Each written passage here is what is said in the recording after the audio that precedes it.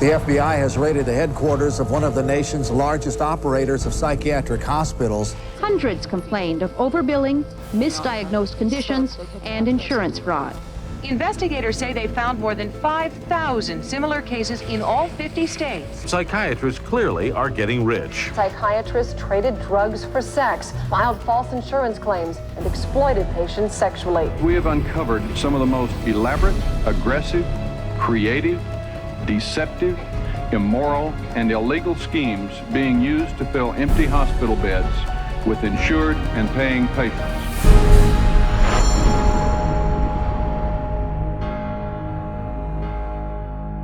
Chaque psychiatre fait le serment d'adhérer à un code de conduite éthique.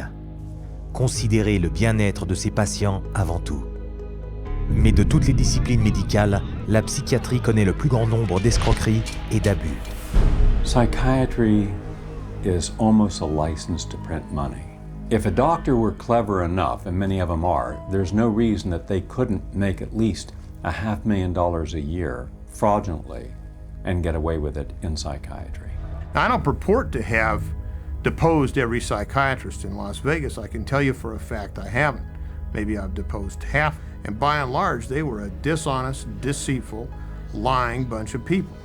Les méthodes de facturation trompeuses et criminelles des psychiatres sont si répandues que les enquêteurs d'assurance ont des expressions pour en parler, telles que le « hello à la va-vite » ou encore la poignée de main à $100.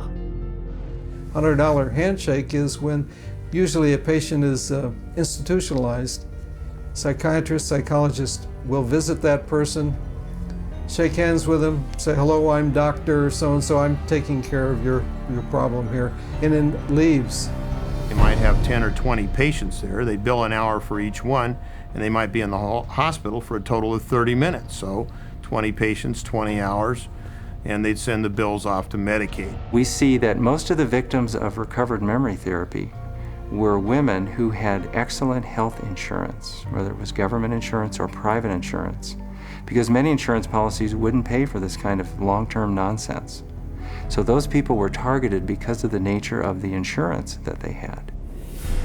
Chaque année, la psychiatrie américaine escroque le gouvernement et les assurances privées de 40 milliards de dollars par tous les moyens possibles pour tromper le public.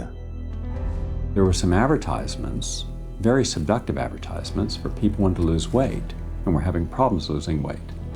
And they would be given, all expenses paid to go to a particular spa. But when they got to this spa and went in and signed in, it wasn't a spa, it was a psychiatric center. And then they couldn't get out.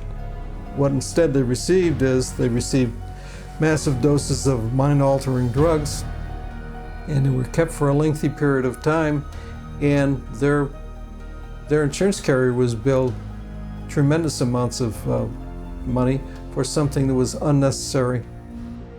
Mais les psys mentent non seulement dans leur établissement, mais aussi au tribunal, disant n'importe quoi pour percevoir leur prime de témoin. A psychiatric expert who will have one opinion in one scenario and a completely opposite opinion in another scenario based on which law firm or governmental agency is paying for his time. These psychiatrists, on one hand, will tell the public that suicide can be prevented, but will go into court and tell a jury that suicide cannot be prevented. And then once you show his prior inconsistent statements, you also show that he is paid very well by pharmaceuticals, then the jury says, you know what, we're not so sure about you because you just lied to us. À leur avidité, malhonnêteté et avarice s'ajoutent leurs délits sexuels. Si les psychiatres ne représentent que 6% du corps médical en Amérique, ils commettent près d'un tiers des délits sexuels perpétrés par des médecins. It has happened so often that by the mid-'80s, the insurance companies who insure physicians across America started writing sexual claims out of the policies altogether. That's how common it was. The system was so broken that more than 25,000 complaints had been registered, but nothing acted upon.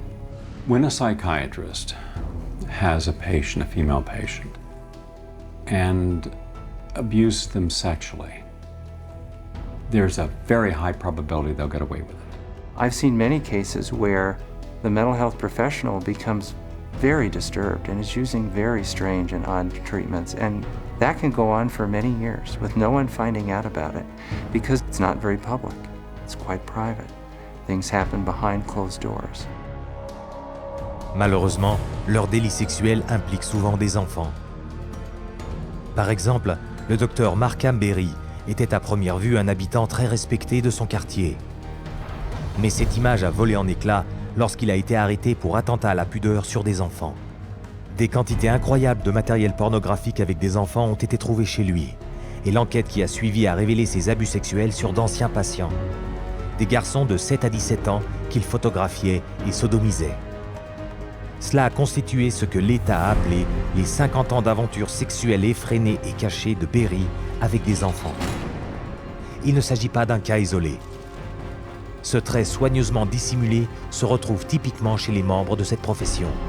Dans chaque ville, chaque région, chaque pays, vous trouverez des psychiatres qui commettent des viols, abus sexuels, meurtres et escroqueries. Et comme vous allez le voir, toute la crédibilité de la psychiatrie repose sur la plus grande escroquerie de toutes.